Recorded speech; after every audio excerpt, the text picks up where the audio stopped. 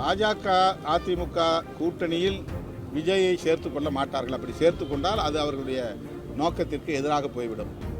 விஜய் அவர்களை காப்பாற்ற ஓடோடி வந்து கரூரிலே நிற்கிறது. நிர்மலா சீதாராமன் வருகிறார், எல் முருகன் வருகிறார், ஹேமா மாலினி தலைமையில் 8 நாடாளுமன்ற உறுப்பினர்கள் கொண்ட குழு வருகிறது. பாஜக எங்கள் கொள்கை எதிரி என்று திரு விஜய் அவர்கள் கூறியதை நாம் அறிவோம். மேடைக்கு மேடை அதை சொல்லி வருகிறார். கொள்கை எதிரி என்று சொன்ன பிறகு பாஜக விஜய் அவர்களை காப்பாற்ற ஓடோடி வந்து கரூரிலே நிற்கிறது. நிர்மலா சீதாராமன் வருகிறார், எல் முருகன் வருகிறார், ஹேமா மாலினி தலைமையில் 8 நாடாளுமன்ற உறுப்பினர்கள் கொண்ட குழு வருகிறது. தமிழ்நாடு அரசுதான் இதற்கு பொறுப்பேற்க வேண்டும், காவல்துறை தான் பொறுப்பேற்க வேண்டும், மாவட்ட ஆட்சி நிர்வாகம் தோல்வியடைந்து விட்டது என்றெல்லாம் அதை மடைமாற்றம் செய்ய பெரும் முயற்சிகளை மேற்கொள்கிறார்கள். கொள்கை எதிரி என்று பிரகடனப்படுத்திய விஜய் அவர்களை காப்பாற்றுவதற்கு பாஜக ஏன் இவ்வளவு பகிரத முயற்சியை மேற்கொள்கிறது என்பதை நாட்டு மக்கள் தான் சிந்தித்து பார்க்க வேண்டும்.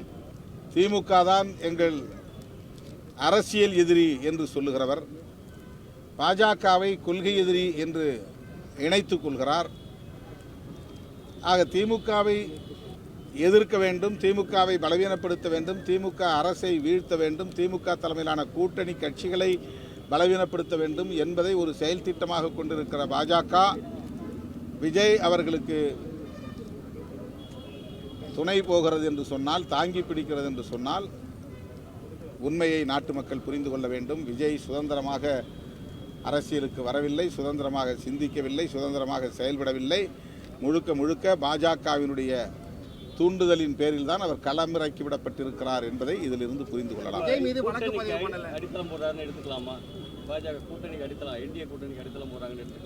பாஜக அதிமுக கூட்டணியில் விஜயை சேர்த்துக் கொள்ள மாட்டார்கள். அப்படி சேர்த்துக் கொண்டால் அது அவர்களுடைய நோக்கத்திற்கு எதிராக போய்விடும்.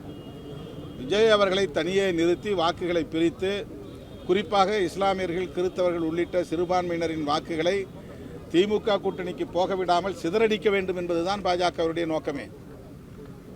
ஆகவே பாஜக தலைமையிலான அல்லது அதிமுக தலைமையிலான கூட்டணியில் தமிழக வெற்றி கழகத்தை இணைப்பது அவர்களின் நோக்கம் கிடையாது. பிளே ஸ்டோர் மற்றும் ஆப் ஸ்டோரில் இருந்து பாலிமர் செயலியை QR கோடு மூலம் பதிவிறக்கம் செய்யுங்கள். செய்திகளை உடனுக்குடன் பெறுங்கள்.